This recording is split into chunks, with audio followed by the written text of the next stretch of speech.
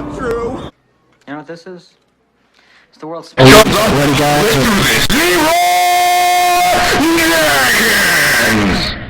Alrighty, everybody. We have started something new / re-evaluated this overall game, and I've decided to start a movie debate club that is going to be done properly because we all deserve it to be done properly because, yeah, let's not even get into that. So, this is the pilot episode of World War movies, and I couldn't think of two better people to have on than A, two people that were voted for the most, and B, two tremendous fighters in Chris Doman and Jacob Blunden from Take 3 Productions, as well as Evan DeGraff from Take 3, who will be my fact checker. Hopefully that doesn't get to that because I got two smart guys here. Chris, you are the unofficial champion. How do you feel going into this very new format? This is going to be different. While I really appreciate what the old league was doing, and I was more than happy to beat the champ. But to be fair, considering that my victories came from beating the same person 3 times, I'd like to actually get some fresh blood and take on other competitors who I know can give me a run for my money. And who better than the champ of my own league to take on in my first match? Exactly. And speaking of the champ, congratulations, by the way. Jacob, you are fresh off of a win that may or may not matter anymore, but how do you feel going into this against your fellow companion? I'm a little nervous because he was the champ, and as you said, I've only ever had one real match in this type of format. So going in as quote unquote the champ of Take 3 Productions at the moment of the Fan Movie Trivia Schmoedown, that brings a lot of I want to say hype and people expectations. I'm worried that I'm not going to live up to that. So hopefully I do really well, but again, let's just see how we go. Yeah, confidence is key. Evan, I'm going to need you to fact check over there. So I got IMDb open right here. I'm ready to go. Perfect. That's what I need. Alrighty. Champ, we did a poll on World War Movies group page on Facebook, and you are the favorite. So here's the advantage you're going to receive. Prior to this, I gave you the option to pick a joke answer and a serious answer for the 2 questions. So the first question is going to be, what is the best franchise with at least 3 rotten movies? So you have the option to choose if you want this to be your serious answer or the joke answer. So whatever one you are more confident in as far as swaying me, the judge, for your answer. So go ahead and let us know which one we're picking. I'm going to pick my joke answer. Right. Actually, no. Yeah, I'm going to pick my joke answer for this one. Okay. And for anyone who's ever seen Screen Junkies movie fights, the joke answer is anything that would seem like it would have come out of Nick Mundy's mouth. So 100% seriousness from the heart, but batshit crazy. And it just makes no sense, but we're taking it seriously. So with that being said, Jacob, you can go ahead and start. What is the best movie franchise with at least 3 rotten movies? Okay, so the best movie franchise with at least 3 rotten movies is the Twilight Saga. Now, what makes the Twilight Saga so incredible in why it's such an amazing franchise with 3 rotten is just the story at the heart. The love story between Bella and Edward is so palpable and so romantic and just so loving between the two of them that you can't help but fall in love with this movie. I mean, look at it. Instead of having sex during their honeymoon, they play chess. Like, come on, how much more romantic than that can you get? This is such a sweet and loving story. And by the end of it, you just are devastated. You're crying that it's over, and you don't want it to end, and it does, and it breaks your heart. That was very passionate, and we all appreciate a great love story. Chris, how are you going to follow that up? Okay. Well, first off, space, the final frontier. These are the voyages of the Starship Enterprise. Its ongoing mission to explore strange new worlds and seek out new life and new civilizations to boldly go where no man has gone before. Of course, Star Trek, baby. I mean, come on, man. It is the absolute bestest franchise of all freaking time, LOLZ. But now, all joking aside, there are actually some great films in this franchise, but it's the odd numbered ones that are absolutely the greatest. When you start off with Star Trek: The Motion Picture and its slow build to a great climactic, heartfelt, heart-tugging just finale, it rips you apart.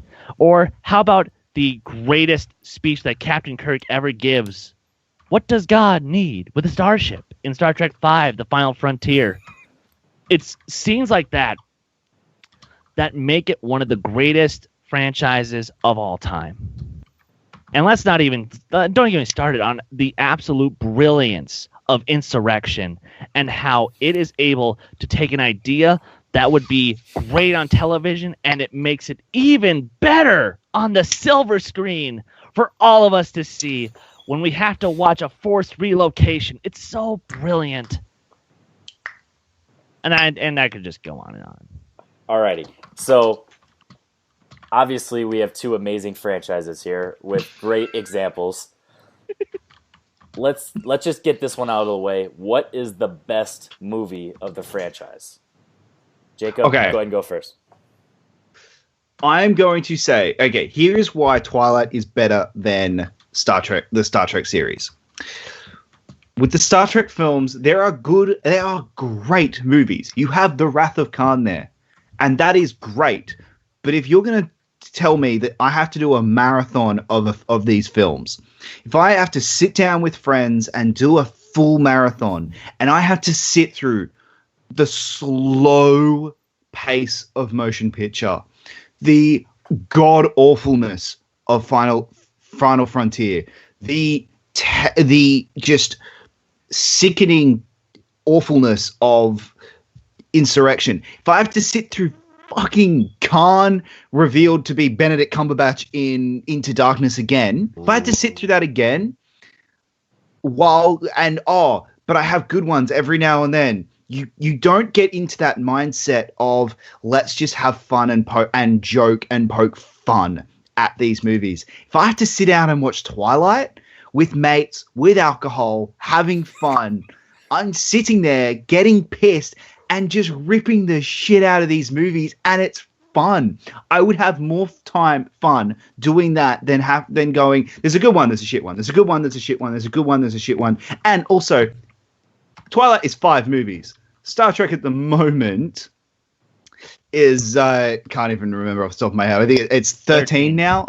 13 movies. Yeah, 13 films. It's a long weekend. Seriously, if I have to watch an entire franchise over with mates, I'm not sitting down and watching 13 movies. I will watch 5 and get pissed and just laugh and insult the shit out of them because that is fun. Evan, can you fact check if he's referring to the Australian pissed or the American pissed? He's referring to the Australian piss, meaning drunk and very wasted, which they do on a normal afternoon. Alrighty. I'm drunk now. It's only 10 a.m. It's not even 9 a.m. in the morning. Exactly. He can't even speak right at the He moment. wakes up 0.08. All right, Chris, let's Okay, yes, you can have fun, but you can also actually learn something while you're watching the Star Trek films. Because while you're watching Star Trek, you are able to overcome ideas of racism. You are able to overcome ideas of sexism. You are able to overcome ideas of, realizing that, hey, you know what? Maybe we can ask big questions, and maybe they're not answered. And that's okay, because even the worst of the Star Trek films, Star Trek V, The Final Frontier, actually does that. It gives us an existential look at Is there something more powerful than our understanding out there? You are not going to find that for a second in Twilight. And granted, that's kind of the point, because it's dumb vampire fan fiction for teenagers, for specifically teenage girls, so that way they can have something to masturbate to while they're in the bathtub. However, God. I would rather, and granted, it's a fun time to watch that, but you have to be drunk. You don't have to be drunk to enjoy the Star Trek films. If I'm having my mates over, I want to be drunk.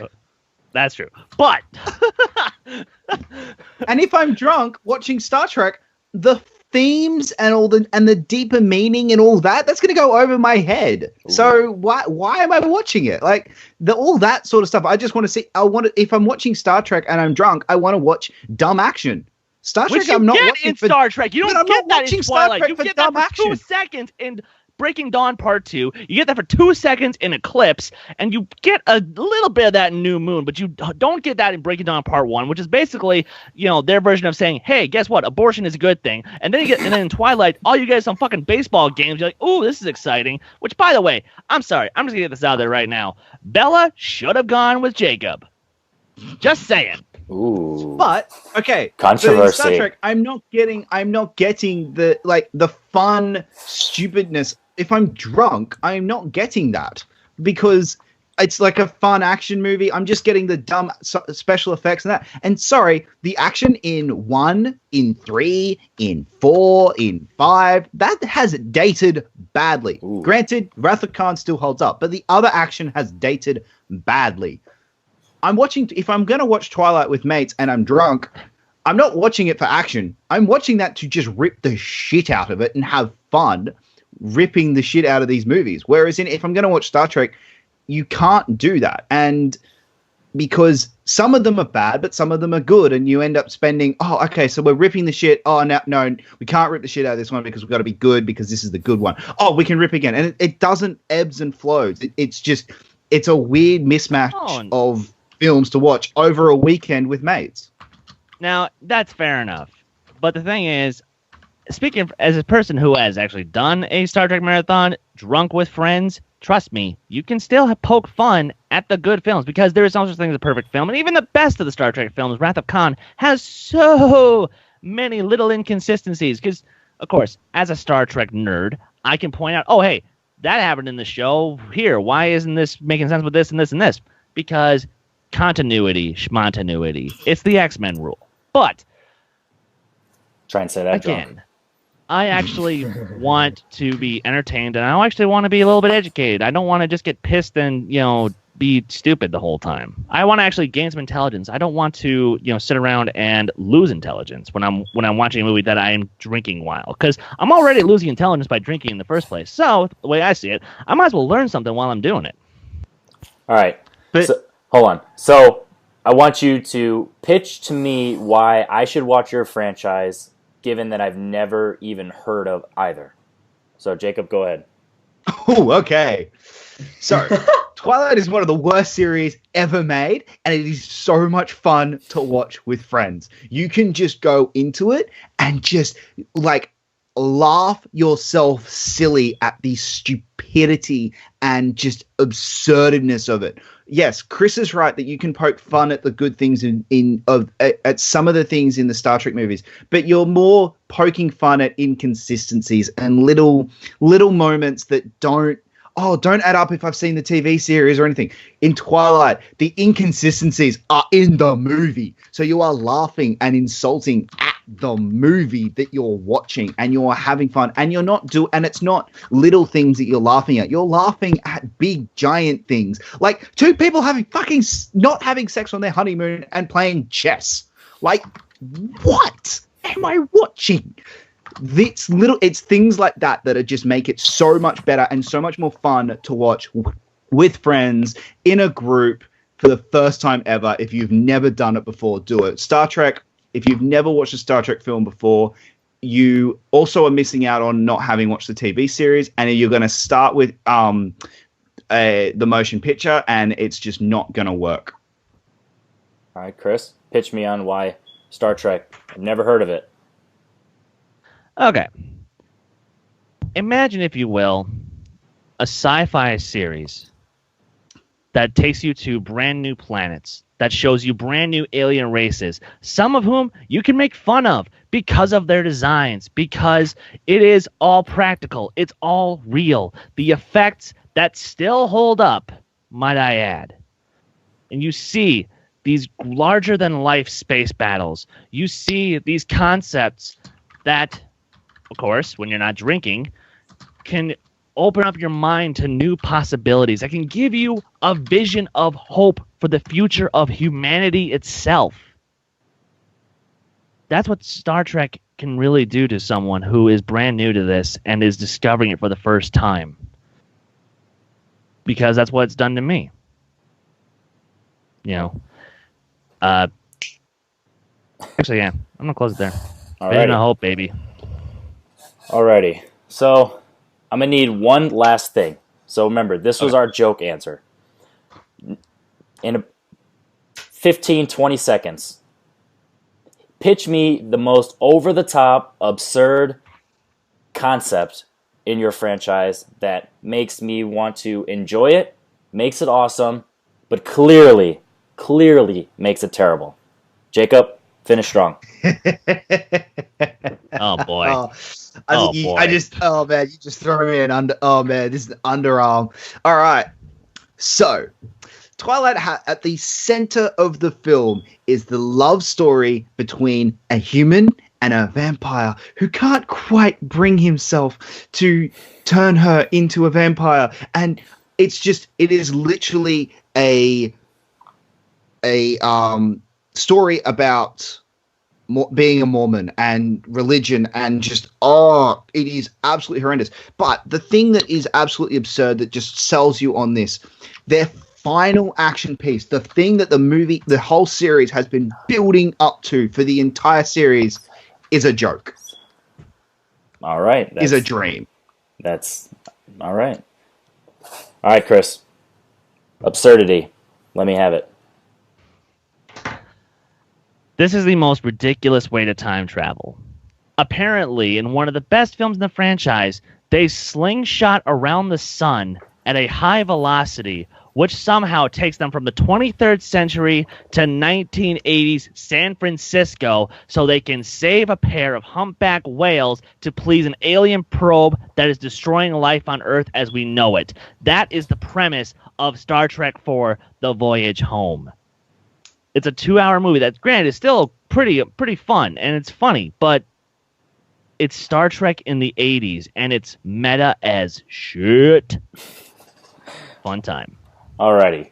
Evan, over there, my handy-dandy fact-checker. Any mistakes that were made? In Australia, piss means drunk for us stupid Americans. From what I'm seeing, the claims have been right. All the Star Trek movies are, the odd ones are good, the even ones are bad. All the way around. Odd ones are bad, even ones are good. Yeah. All the Twilight movies are still bad to this day, and yeah, that's kind of what I got. Nothing too special here. Alrighty, so moving on. The question was, what is the best movie franchise with 3 rotten movies? And Jacob had the option to choose the joke answer. And I feel like throughout the entire time, it was clearly known that his was absurd and crazy, while at times, Chris, you were mentioning how great actually your movies are, mentioning Wrath of Khan and how the... I didn't. You brought it up a couple times. You're like, yeah, you Wrath did. of Khan is good, and the effects still hold up and all that stuff. I can confirm that. Unfortunately, given that you gave serious positives to your franchise, I'm going to give Jacob the point because throughout he mentioned how absurd and crazy and ridiculous it was, and it is awesome because of actually being a joke. So the advantage worked in your favor here, Jacob. You'll get the first round point. Very close round, though. That final argument really made it a lot closer than it was because that time travel and all that and the whales that made it. That really I know closer. that was like that might shift Henry. But I had to keep it more consistent for Jacob because he did thoroughly throughout mention how absurd and crazy it is. Jacob, all right, you got the point for round 1, so you get the advantage going into round 2, which means your question is going to be, what is the most fun Pixar movie? And you get to choose if you would like to stick with the good, the serious answer, or double up and do a joke answer again. This one will be the serious answer. Alrighty. Because they're... Oh, actually... Ooh. No, sorry, no. I'm going to go the joke answer because there is only one answer. All right. As a joke answer. Well, the suspense is going to kill us all because, Chris, you can go ahead and do your pitch first. Okay. Kids, what is more fun than learning about the environment? That's right. We're going to go take a look at Wall-E, the love story of two robots who are going to a ship that is run on cannibalism. This is a movie for the entertainment and education of all people across the board. Cynical assholes can learn to fall in love. Conspiracy theorists can say that the people are eating themselves in the form of milkshakes. And the little kids can learn that plants are a good thing. And evil robots are definitely evil. Wall-E, coming soon to a theater near you. That sounds like so much fun. Jacob, how are you going to beat that? While Chris is correct in his mocking of Wall-E, one of the greatest films ever made, Mockumentary.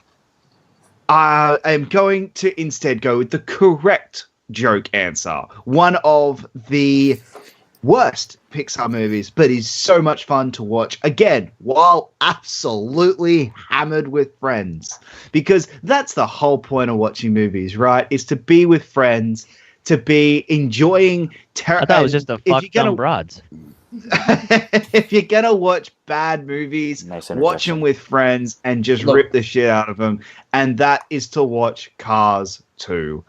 Cars 2 is one of the worst Pixar movies, and it is legitimately a bad movie, but it is so much fun to watch with friends to laugh the shit out of it. Because come on, you are making Mater the main character in this movie. Like, are you serious? The dumb hick who's not actually a hick. Like, come on. There's stereotypes that are worse than this, and you are making this the quote-unquote fun movie. Like, he is our hero. Like, oh man, this movie is so terrible, but it's so much fun to watch and rip the shit out of while you're watching it. So, Cars 2. Right. Go ahead and battle this out for a minute while I think. Okay, I'm sorry, but no. Here's the reason why you can't go with Cars 2. That movie is just so dull. It is so boring because we have seen this story been done to death. We have seen so many of these elements just done so poorly. And the thing is, if Mater was a more personality-filled character, then it would be a lot more fun. And granted, I know this is a joke answer. I know it's a joke answer. But you guys know me. My life is a joke, so I always take the joke, and I always dish it right back. The reason why Wall-E is the correct answer in this choice is because it is all one big joke. That we can actually save the environment. We can't at this point. That is the joke. It's a greater joke than you'll ever understand. That's why inside you're always laughing. Because you know that inside you're actually crying from laughter. Because you can't stop it. Tell me I'm wrong. I mean, shit. Okay. Robots falling in love. You tell me that's dumb. That's not as dumb, or that's not more dumb than a redneck hick tow truck becoming a British spy. Oh no. Sorry. I'll take that over the robots. Thank you very much. While I agree with you, Cars 2 is a story that has been done to death, and we have seen 1,000 times before. You know what we haven't seen? We haven't seen this story done with cars. And that is something that Cars 2 gives us. We get this story of a hick who is mistaken to be a spy. We get that. But hey, he's a hick tow truck. We've never ever seen that before on the big screen, and that's why this is the best Pixar movie, because we've never seen that before on the big screen, and you can have fun with that. And yes, here's the problem. I can't have fun with WALL-E and laugh at it because it's such a sweet story. Like, it's actually a sweet, It's innocent, terrifying. sweet story. Like, and whereas if I'm watching Cars, I'm looking at something I've never seen before. I've never seen a billionaire car for some reason try and destroy renewable fuel, which just, oh my God, what am I watching? Like, Oh yeah, I'm sorry, this is so pathetically stupid, and watching and trying to talk about it is just so pathetically stupid and here's how stupid. They went, you know what? People like this enough that we're going to give them a third one. Yeah, they're going to give us a third movie because apparently people like this movie enough. Alrighty, guys. So, you can't have funny without fun. So, give me the funniest moment in your movie that will not only appeal to adults, but children, because obviously, you're probably not seeing these movies without children, especially these two. So, go ahead, whoever wants to go. Not gonna know this. I was gonna say, yeah, we are a couple of children. I mean, come on, can't you tell? As the only child here, you guys are just big man-childs. I believe Chris. the word is man-children. Thank you very much, Evan. Child. Okay. One of the absolute funniest moments in this movie is Wally and Eva/Eve, depending on how you want to say her name. You know, after they initially meet, and she tries to blow him up several times because she doesn't know what he is. And that's absolutely hilarious. You know, they decide they're gonna get to know each other, and they share such a tender moment where they're watching a classic film on a VHS, and they have what I can assume is the robot equivalent of a kiss, because who the fuck wants to see robots in love? Robots don't have feelings. They're not supposed to have feelings. Why in the fuck are you doing this, Pixar? You're supposed to be brilliant filmmakers, not fucking idiots who are trying to fictionalize science with stupid. Okay. Anyway, robots in love. Now, my other. Sorry. Okay. Sorry. That was. Cut that. That was. I don't know what that was. That was bullshit. Keep it. I'm leaving that in, and the cut it part, because this is a joke. You're on your heels. Fight it. This is war. Okay. The absolute funniest moment in this movie is when the captain of the ship is starting to realize that the previous captains of the ship, who have been having extended lifespans, and is realizing that, oh my God, we are getting fatter and obese, and we're relying completely on the computers, and we're not able to do anything ourselves. And we've never been told to go home. We've never been told, oh, hey. And just when the ship is starting to catch on, that the captain's catching on, again, this doesn't make any sense. Because why wouldn't they just be like, hey, why don't we... Because the thing is, human curiosity is our greatest weakness. We would have gone back to Earth centuries ago. We wouldn't have stayed in space. Just saying. That's my main problem. The human stupidity in this movie is astronomical. Okay. Jacob? Chris, this is Chris. The point. You completely missed the point of WALL-E. Like, you've completely missed. That's the point of the movie. But let me go to Cars 2. The stupidest moment in Cars 2 is when Mater is literally telling them, I'm not a spy. I'm just a tow truck. He is telling them 3 times in the movie, and they just think he's an idiot. Oh, he's so good at his job. He's telling you. He is telling you. He is trying to actually tell you. But no. They just ignore it. And you're able to make fun of that while watching it with friends. In WALL-E, you can't make fun of the ridiculousness because the good moments You're right, I'm too busy being outweigh... insulted by it. But the good moments outweigh the bad, and you can't make fun of it. Whereas for Cars 2, you can make fun of the stupidity of it all. The good moments. So that's with Cars 2, you can make fun of the stupidity. Alrighty. It's pretty close right now, and we're looking for one final argument, like similar to last round, but 15, 20 seconds. Let me know, out of every Pixar movie, sober or drunk, why is this the one you're going to pick to watch with friends? Go. Jacob. Chris? Oh, sorry. Okay, the reason why I would watch this one while absolutely plastered with mates is because we can make fun of it. There are so many stupid moments in it, more than WALL-E. You would be able to make fun of it just a lot easier and have a lot more fun while watching it. Okay. Chris, WALL-E, why, out of everyone, why are you going to pick this one for the most fun? Now Evan. Because I like to get talked down to by a bunch of smarmy know-it-alls who think that, we need to protect the environment, where we need to let robots fall in love, and why we need to start living an obese lifestyle when we already are told it on a daily basis and we refuse to do it anyway. I have my winner. I know I'm not supposed to judge, but I have a winner. This one's real tough because just give it to Jacob already. Of course. I have Chris winning actually. This one was real tough because you both went in completely two different directions.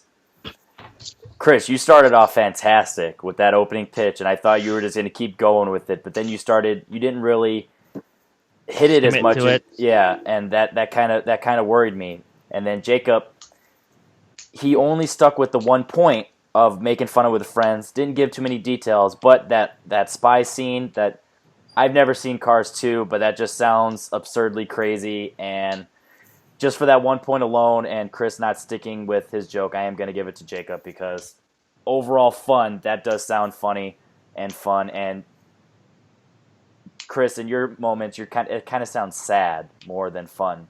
Making fun of yourself as the human race, that sounds more sad than fun, so... I'm just being realistic. Yeah. No, your point was valid. It was just more sad than fun. And since the question was fun, I definitely have to go with his absurd spy, not who shagged me. I don't know what you would call that. So the spy who towed me. All right. So. And that was funnier than anything in Cars too. All righty. Damn right. All right, Jacob, you right now have a 2-point lead. And going into round 3... Let's watch me blow it. It's definitely possible. Dude, you're going to knock me out. Trust me. All right, so... It's just like if we fought in a Fan Schmoedown. Don't worry. Oh. See, who's lost the confidence now? Come on. There's plenty of time. All right, so round 3 is the fan cast round. We did a poll on the group page, and it's the pilot episode, so we didn't get as many options as we'd hope. We only actually got the 2 that I suggested. And we did was swap a all-male-led ensemble comedy with females. So 2 things. I'm going to need you to tell me the comedy and tell me the females that you'll have swap the males. And this is a 100% serious answer, so we're taking this as serious as possible. Convince me why your females would do the movie justice and potentially do it better. Jacob, you're in the lead. You can choose to start it off, or you can let your opponent. I'm doing Ghostbusters because I'm intelligent and I feel like really pissing off the internet. I would do Ghostbusters because, one, the movie that we got made the one big, massive, fatal flaw in that it was a remake and not a sequel. It should have been a sequel, and the trailer set it up to be a sequel, and you have every moment so perfectly. You can have literally the entire movie happen the way it did, except change the scene where Melissa McCarthy gets possessed to about 20 minutes earlier in the movie, and they go, we need help. Who are we going to go to? We need help so that we can get Melissa McCarthy back and not have her possessed. Oh, let's go. And then you cut to the original Ghostbusters, and that's how you do the movie. They help the new Ghostbusters. That is how you do it, and that's how you fix Ghostbusters, and that's how you instead make a better movie out of the one that we got in last year. So what you're just redoing the 2016 Ghostbusters, right? Same cast, Same practically cast, same direction. Everything, okay. Just exactly the same movie, just fixing it and making it and fixing it so that it's a sequel, not a reboot. Okay. Chris? Okay. And are we doing our casts now or later? However you want to go about it. But you pitch it, especially you being behind. If you want to just start firing, go ahead. This is war, so do whatever. All right. Okay. It's your strategy. Okay. Well, speaking of war, allow me to take you to 2008, when one of the most brilliant war comedies of all time came out. A little film called Tropic Thunder. Fuck. And I have a cast. So, Michelle Rodriguez plays whatever the female version of Tug Speedman would be, the Ben Stiller character. She's known as an action movie star, and she wants to be taken more seriously because she tried a dramatic role where she had to play a mentally handicapped woman, and it just didn't work out that well. Then you have Kristen Wiig in the Jack Black role. Everybody knows her for absurdist, dumb comedies. And again, she wants to try something new, expand her horizons as an actress, and not be taken seriously for once in her life. You have Karen Gillan join in the Jay Baruchel role, where she is the new oncomer, the bright-eyed, naive, young, innocent girl who just wants to be famous. You have Sofia Coppola as in the Steve Coogan role, who wants to make this the best damn war film about army wives that you can. That's right. This isn't an actual war film. It's about the women back home. Oh, and I'm not done yet, because I still got 2 more people to get through. The Brandon T. Jackson role, Al Pacino. We're going to bring in a very talented Janelle Monáe to play that role of the female musician who wants to get an on-screen Oscar-worthy role. Like she should have gotten in another film that came out last year. I'm just saying. And to top it off, we have our powerhouse actress who wants to give her most dramatic role possible. Ladies and gentlemen, I give you Brie Larson. Oh, it's on like Donkey Kong, bitch. You should have said King Kong, but that works too. I concede. No, I can't beat that. I concede. I can't beat that. I need you to try because I have questions and I need answers. I have questions and I need answers. Concede. I have questions and I need answers. 2 questions, Chris. Okay. Is Michelle Rodriguez actually directing this like Ben Stiller did for Tropic Thunder? And is Brie Larson doing blackface? Yes. And yes.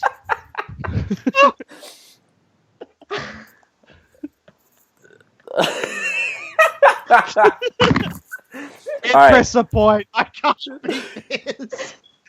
All right, Chris gets the point. Mike, that is a mic drop if I've never heard a mic drop before. I want that movie. Welcome to the pilot. As soon as you wrote that, I don't know if you knew you were pandering to me, but that is one of my favorite movies of all time, let alone comedies, let alone spoofs, let alone anything that you would want to consider that.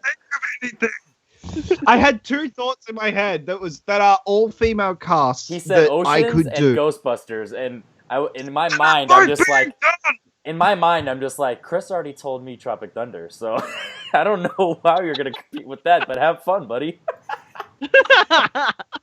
One last thing off the record that might just tie this up if you can perfect casting, because I need to hear this perfectly.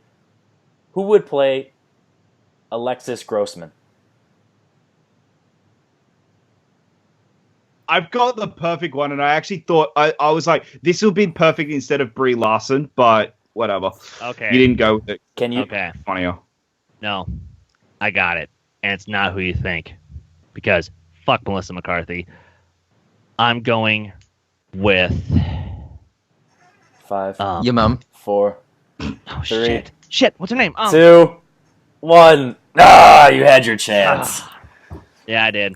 At any Instead of Brie Larson, I was half expecting you to say Meryl Streep, because Meryl Streep doing that role just would, like, Meryl Streep having to do blackface just, oh my god. Oh god. I don't think guys, I don't think we can do that in cinema anymore.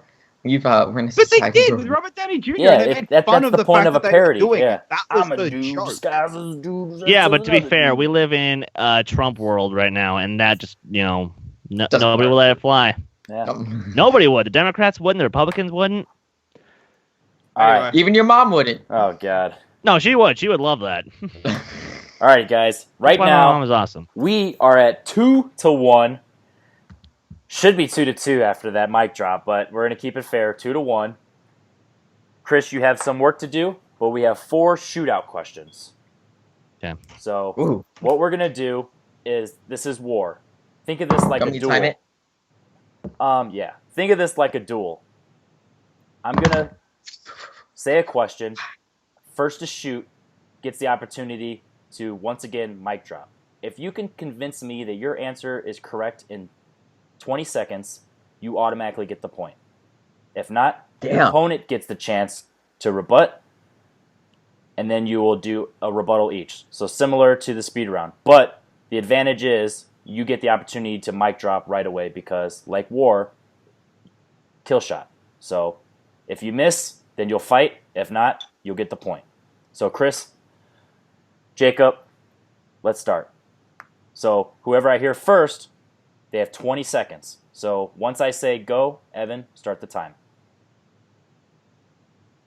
First question. Score 2-1 in Jacob's favor.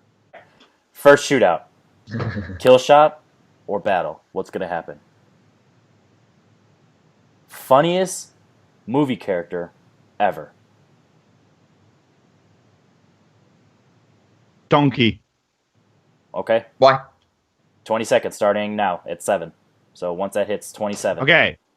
Donkey is the funniest movie character ever because he is so absurd. He is that best friend that you have that is so annoying, but you love them anyway. And I remember the first time I ever saw Shrek, that was the character that everyone wanted. It's the reason we got 4 of those movies, and it's the reason why Shrek is still around. All right, that's Boom. Mic drop. I think you got a Yeah, shot it off, didn't happen. but yeah, I definitely don't think it was a headshot. So go ahead. Chris, you're going to get an answer, then Jacob, and then Chris again. So let's go. Stanley Ipkiss is the funniest movie character of all time because in The Mask, you get to see him do quick, witty dialogue. You get to see him do physical acting from his face and his body movements. Like, for example, when he does the Cuban Pete dance, and it's hilarious. And you are entertained with every single second that he is on screen, both as Stanley and as The 5 Mask. seconds. You just can't top a character who can make you laugh on so many different levels. Okay, Jacob? Yes, because I want to see a really funny, amazing character go to jail.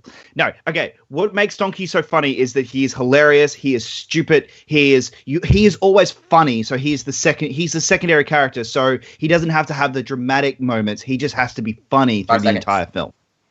All right, that's all I He need. doesn't need All right, the other Chris, 5 seconds. one last. Go.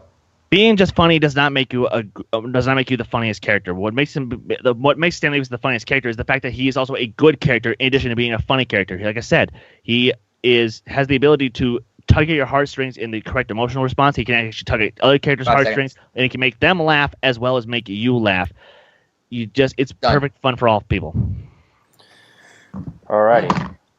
I didn't get any specifics, so now I just got to stick with your descriptions. Evan, let me get your opinion first. What I think. I think it's a dead draw. There's nothing that stood out to me except the fact that Chris went a little bit more with the dramatic route, but it kind of works at the end. But Jacob relating it to the best friend kind of thing at me kind of sold it for me. So Yeah, I'll give the point merely to Jacob.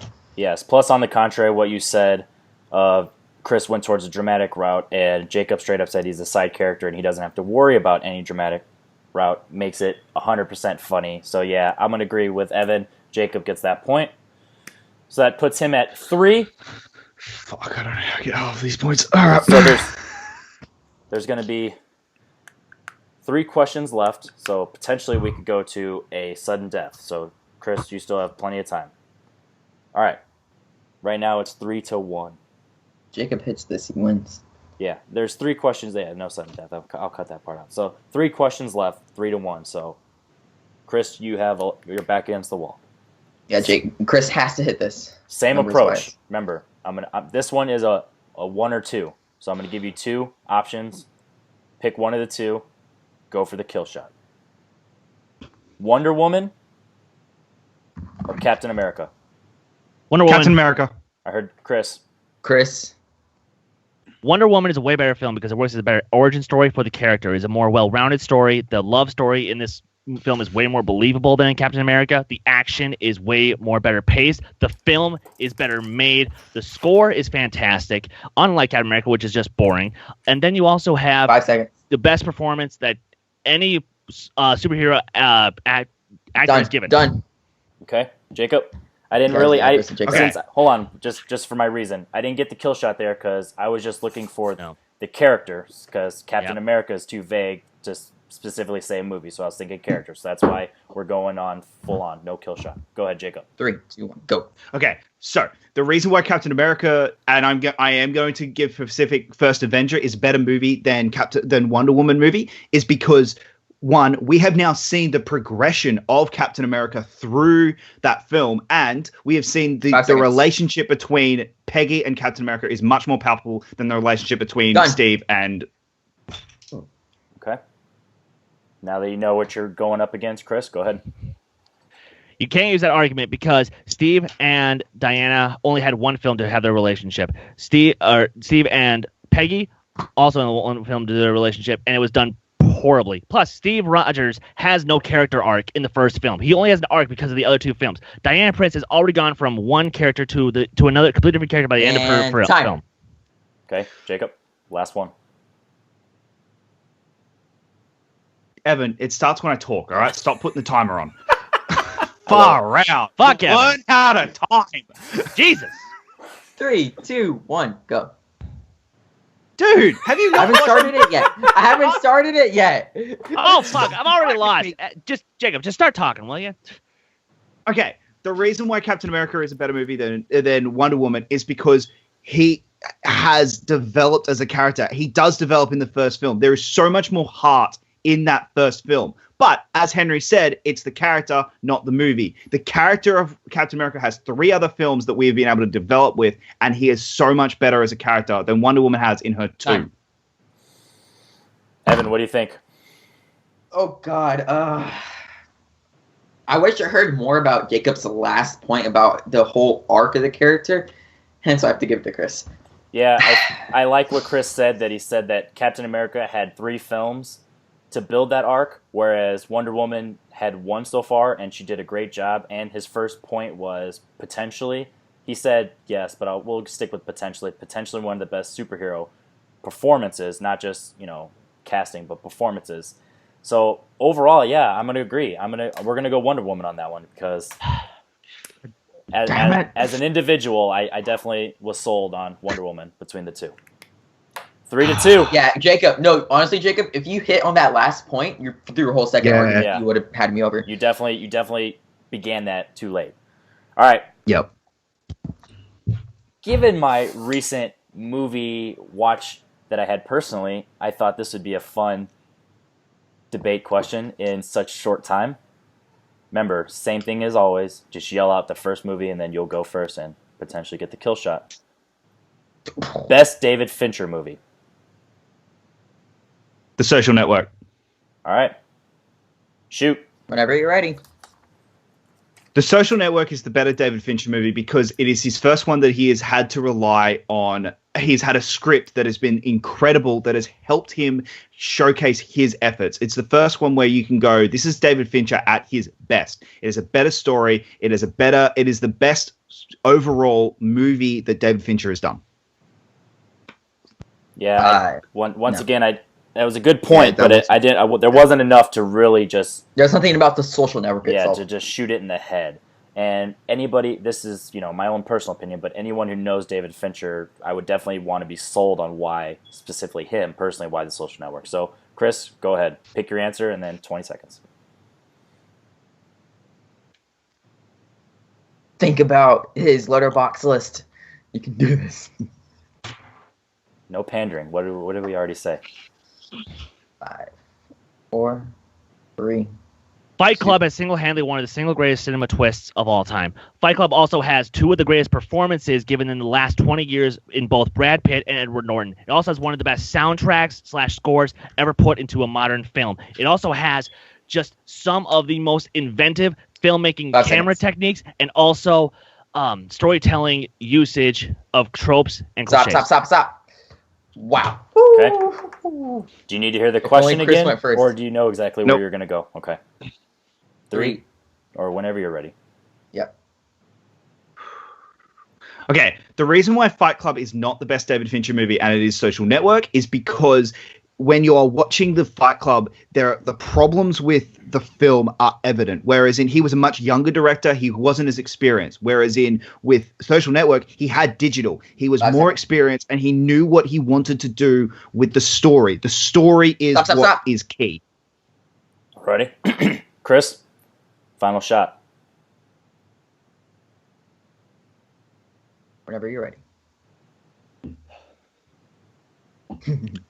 People have already started to forget about The Social Network. They've already forgotten about some of the great acting done in it. The thing is that Fight Club has already stood the test of time. People are still talking about it to this day. People are still choosing that as one of his greatest films, and also some of the best performances from the cast and some of the best work of the crew done in that film. Done. I got that one. All right. For me personally, what I was looking for is David Fincher as a director goes dark, he goes gritty, he goes violent, and I didn't hear that from either, so that cancels out. So Evan, just with that being said, who's your pick? I gave it to Chris. He's more specific with the actual film itself. I do gotta agree as well, because although you said overall filmmaking, that was your point and you stuck with it, which I'll give you credit, you stuck with it, but we didn't get many specifics as far as Chris said camera techniques. He said you hit him on his unexperience, but his camera techniques, that was a good point. He was able to bring out the actors, whether that was actors or not. Overall, the performances were there, so you got to just assume that Fincher had something to do with that. So I will also say the odds were against you, Chris, but you fought back. Tie game. Was that the last question? This is this is going to be the last one. And Jacob, best of luck. Yep. And no, anybody who's made it this far, we didn't do this for ratings, and we didn't do this for anybody. Chris fought his way back, and now this is the final question. Same format. Can you get the headshot? This is an open-ended question. Oh. So whatever you want. I want to clarify instantly. I'm looking for the performance here, not just the movie. So don't harp on that, because this is the tiebreaker. So I want 2 good arguments, or potentially 1 amazing one. Best Brad Pitt performance. Moneyball. All right. Let's hear Or it. the headshot. The reason Moneyball is Brad Pitt's best performance is it his first performance where he has shown that he is grown as an actor. He is very Robert Redford-like in that movie, and where we start to see that he is no longer the kid anymore. He has grown into the role, and you have seen that he is much more relaxed and much more realistic in his role in Moneyball. Done. I think we throw it over to Chris. I'm going to agree solely based on the fact that if I could have had one comparison to a previous role to show that growth, that would have completely sold it. But because you just went specifically on the movie, which is fair, but since your point was growth, I would have wanted to hear at least one comparison. So I will agree. Let's fight it out. Chris? This is intense.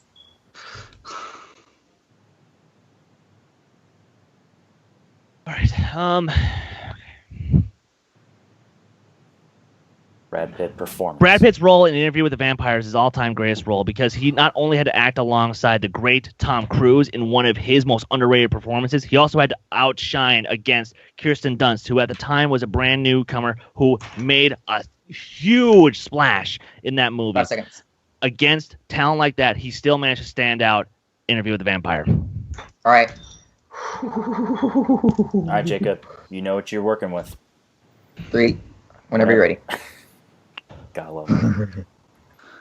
The problem with Interview with a Vampire is, again, he's too young, he's inexperienced, and he has those moments where Tom Cruise does outshine him, and same with Kirsten Dunst. They both outshine him in specific moments. Whereas in Moneyball, he is the lead, he is the most impressive in that movie. Jonah Hill gives his Oscar-worthy performance, and Brad Pitt is Stop. Okay. This is high intensity. All right. Interesting take. Let's see Whenever if you're ready, Chris. For the win. potentially. Yes, but did Brad Pitt take the gold? No, he did not. And plus, here's the thing. With Interview with the Vampire, it was a balanced act. Everybody had to have their chance to shine, and they did. In Moneyball, it was Brad Pitt and Jonah Hill trying to basically argue over screen time who was going to be the better powerhouse performer. At least in Interview with the Vampire, including with Christian Slater, he still managed to outshine over all of them. I don't know. I'm Scott Manson. I don't know. All right, Henny, here's what I'm going to tell you. I think that was both their weakest arguments, and I think they need to do another round. What? I didn't get any answer. I couldn't. I don't know who won that. I can't tell you. If I were to give you both another option to pick a different movie, do you think you would come up with a better argument? Nope. Nope. That's my argument. All right. That's what I wanted to hear. That was a test. See, we had two completely different points. Chris, you really harped on the fact that it was a group effort and Brad Pitt shined above them all. And Jacob, you harped on the fact that he grew, and you were actually lucky that he gave his answer because you were able to use that to boost your argument, whereas his role in Interview with a Vampire was early, and Moneyball in comparison had the growth. I really thought that Chris was going to get you down when he said that Jonah Hill took the gold, but the fact that you said Jonah Hill didn't take the goal that year. well, he got the He just nom, said that though. Brad Pitt. Yeah, Brad Pitt didn't. Yeah. yeah, but when you said that against his Oscar nomination role that he did better, oh, this one's As Andy Signal would say, this is tough. this is war. I wouldn't have had it any other way for the pilot episode to really want to shoot my own brains out for making this decision. I think, yeah, I'm going to have to go with Jacob because we went with the whole ensemble cast, and since I was looking for a specific performance, Chris went against 4 or 5 other actors in his movie, which, even though you did a great job saying you outshine, that automatically weighs it down a little bit, given that he had that much. Whereas in Moneyball, Brad Pitt went against Philip Seymour Hoffman in that movie that wasn't brought up, and he was smart to not talk about that. And the Jonah Hill one, it was just a one-off line. So I'm gonna have to go with.